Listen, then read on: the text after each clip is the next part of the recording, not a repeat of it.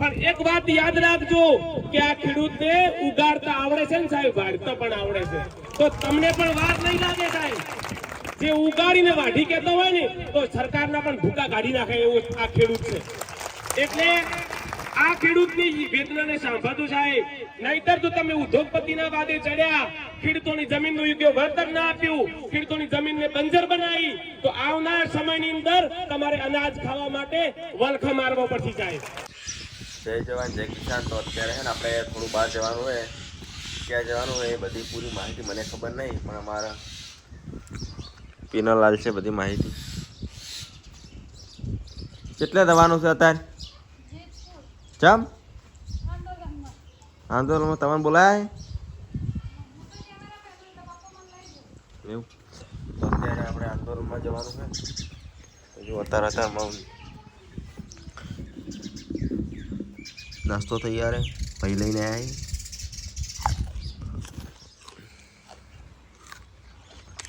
મને તો ખબર નહીં કે નાસ્તો આવી ગયો.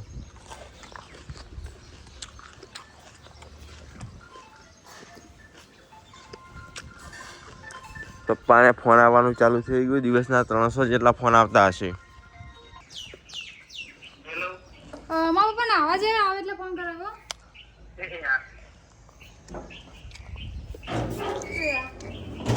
શું લાવી દો? કે લાવી મારે તો ચા શાકની મજા, ચા મોય લાવી. એટલી મેઠી છે? હા, ખજૂર મેઠી અને દૂધ લઈને આવું. તમે ફરવાય ચાલે. ફ્રીજ જમું છે તૂટી જુદી. પેલા ભાઈ આના કઈ તો અમો કરી આલે, પણ આજ તો હવે નવું આવી જાય. હા, રાતનું જો ઠાવે જો ગાડી બાજુનો છીએ અને વિક્રમભાઈ ખરાદાઈથી ઘેર આવી જાય. વિક્રમભાઈ તમે તો આ ગાડીએ કળાકાશ આ કો ખાવાનું આવ્યું હે. આ ગાડી મિલરો મિલવાનું ખુશી પડી જાય.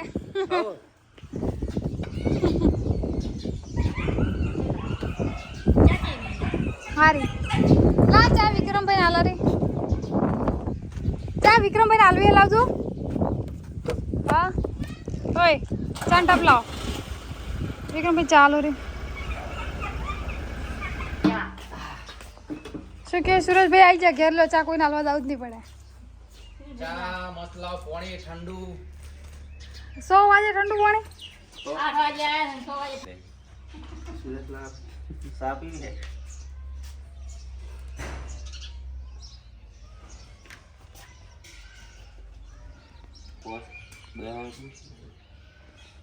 ચાર ભાતી હતી. ફાઇનલી જો વિક્રમભાઈ ચાલુ ભાઈ ને કે કપમાં ચાલે. હા લે બે ચાલો મોય પાણી બની ગયું. બસ સગડા છે. ક્યાં ખાધે ના બોલ કાપડો સૂર્ય કે સારું કર બોલ. ચા પીવા જાવ. પ્રી વેડિંગ કરે શૂટિંગ ઉતારે પડ્યો લઈ લે. દાદી બજાવાનું હા સિલારી મેં તમે ઉપવાસ કરીને બેઠા ને એવું અને જો ગાડીમાં આપણે તના કાકા આવી ગયા હતા અને બોચરાજી આવી ગયા. પપ્પાને એક ચા મિત્ર મળી જાય કે ઓફિસે આવો પણ અહીંયા જવાય એમ નહીં એટલે ભોય મળવા આવે. પેટ્રોલ પંપની બાજુ અભિયાર જ પેટ્રોલ પંપ બહાર નથી જાય આપણે એ ભાઈને ભાઈને બોલાવવાને એવું છે. તે પેટ્રોલ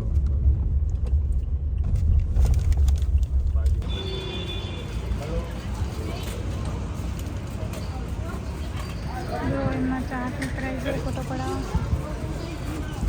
ઓફિસ બતાવે બીજા મારે.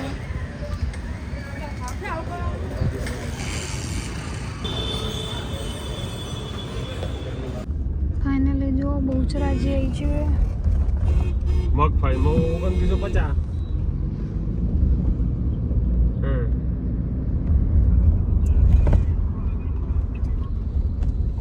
ડીસાઈ જો ડીસા હોય છું હો. એટલે આપણા આગળ મંદિર દેખાય. અમે આવે ને તો દેખાય. સિલ્વર માણસ છે બધું મેળતા જ છે. ટ્રકડીઓ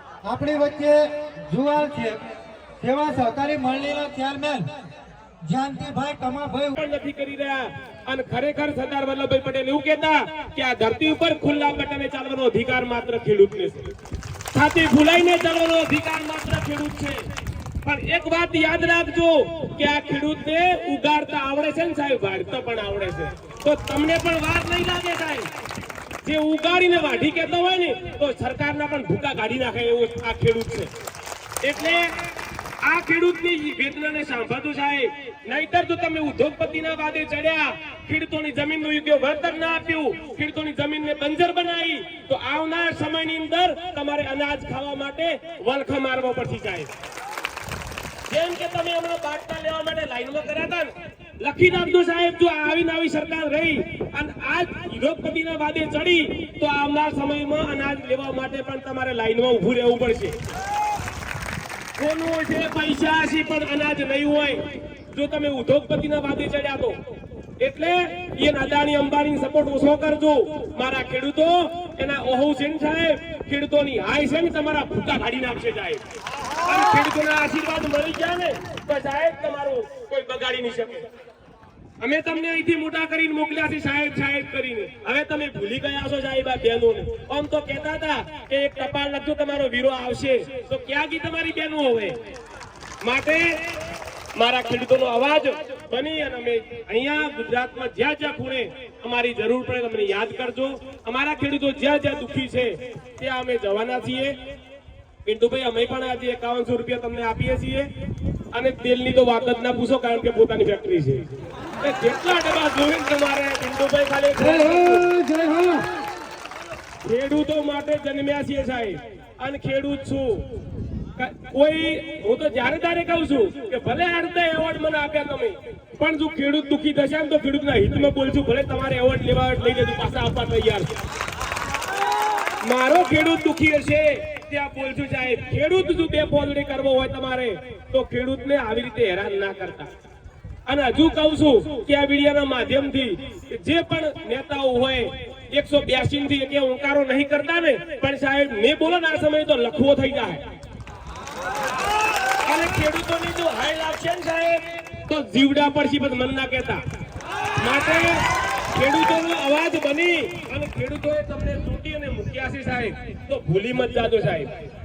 પોલીસ કર્મી પણ અહીંયા છે, મીડિયા પણ છે, બધાને હાથ જોડીને વિનંતી કરું છું કે ખેડૂત સાથે બહુ સારું વર્તન કરજો. ખેડૂતને પણ બધાની મારી બહેનોને ભાઈ તરીકે વિનંતી કરું છું કે આપણે આંદોલન એ રીતે કરવાનું છે કે સરકારી કોઈ પણ પ્રોપર્ટીને નુકસાન ના થાય, કોઈ અધિકારી ઉપર પથ્થરમારો ક્યારેય ના કરીએ, શાંતિપૂર્વક આ આંદોલન કરજો. માં ભગવતીને પ્રાર્થના કરું છું, તમે તો ખુદ માં જગદંબા છો એટલે ખરેખર બધાય સાંભળશે તમારું. એક બાજુ વરસાદી ખેડૂતોને હેરાન કરે છે ને એક બાજુ સરકાર હેરાન કરે છે. હવે ખબર નહીં શું થવા બેઠું છે. માટે શાંતિપૂર્વક આંદોલન કરજો, 100% તમને સફળતા મળશે. અમે પણ જો આવવાનું થશે બીજી વાર પણ આવશું. જય જવાન જય કિસાન. ખૂબ ખૂબ આભાર. જે કનવરજી ઠાકોર આપણી વચ્ચે છેક ડીસાથી ઉપસ્થિત થયા હોય, એમને 5100 રૂપિયા લખાયા હોય. ત્યારબાદ આપણી વચ્ચે રમાનદાસ બાપુ એ પણ પધારે છે ને એમના તરફથી પણ 5100 રૂપિયા આપવામાં આવ્યા હોય. અને અહીંયા જે ખેડૂત સેવા સંગઠન ગુજરાત એમના તરફથી પણ આપણને સમર્થન આ લેટર પર દ્વારા આપણને આપવામાં આવ્યું છે. તો તમામ લોકો માટે જેને અનુદાન આપ્યું તેના માટે તાલે ઉગાડી દેશું. બીજી વાત, જે આપણા અહીંયા કનવરજી ઠાકોર અહીંયા જે સિંહ તરીકે આવ્યા છે, તો જેને બાપ સિંહ હોય ને તો એની દીકરી પણ સિંહ જ હોય, તો એવી એમની દીકરી પણ ઉપસ્થિત છે. અને બે શબ્દ આપણી વચ્ચે કહે છે, આજે કોઈ બાપ હોય ને પોતાની દીકરીને સાથે ના લઈ જાય, તો આજે પોતાનો બાપ પોતાની દીકરીને સાથે લઈ જાય કે એની દીકરી પણ જીવન બને.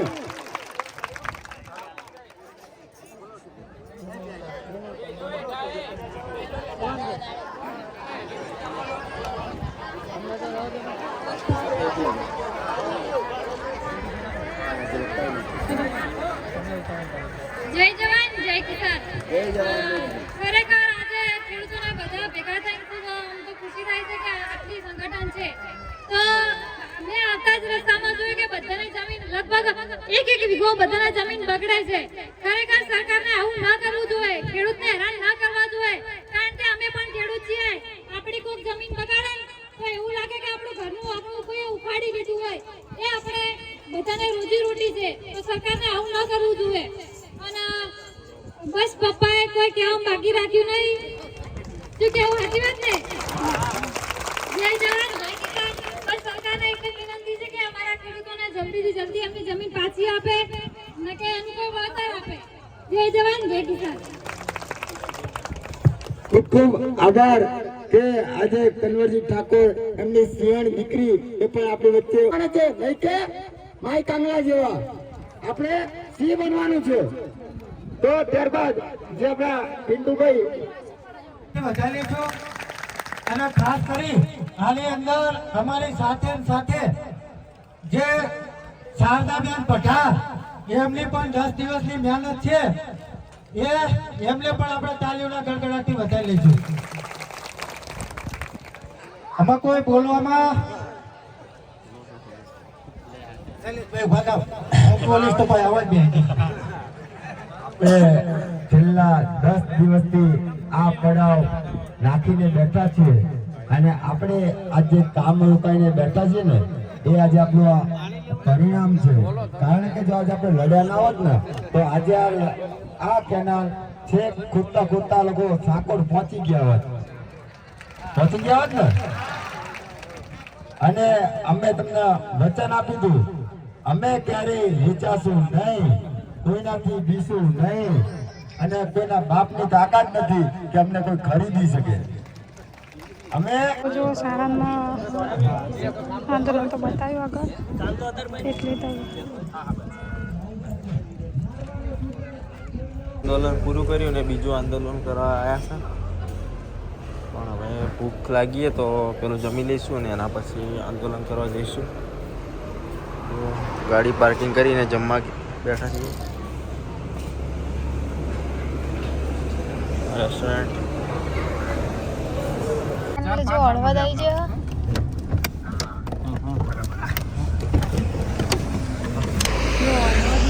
ચાંકો મળી જાય.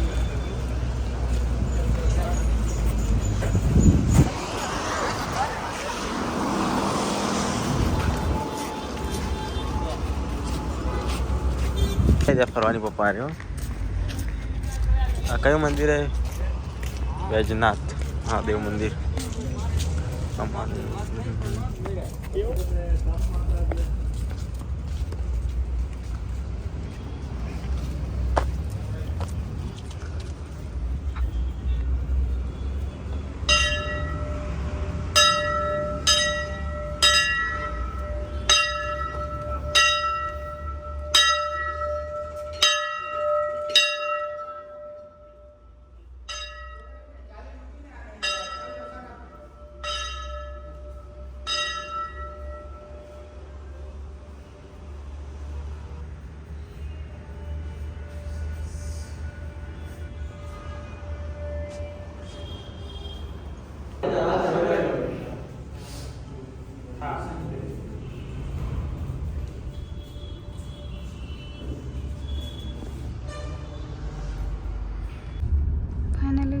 આપણે ગાડી રામવાડી લઈ લો પાર્કિંગ.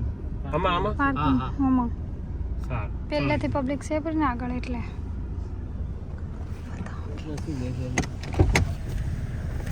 જો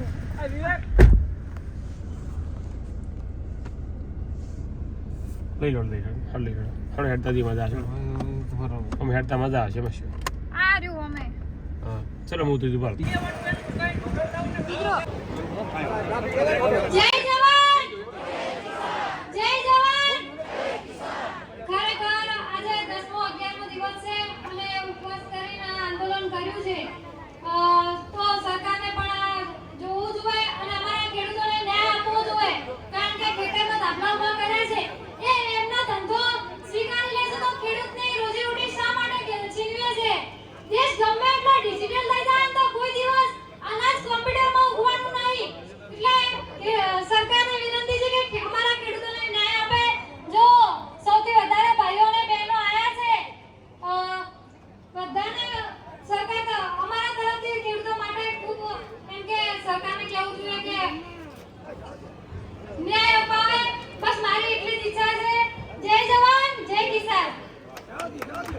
ખૂબ સરસ બેને વાત કરી. હવે સંગઠન જોડે તો હા બે અત્યારે આ કાંઈ વાંધો નહીં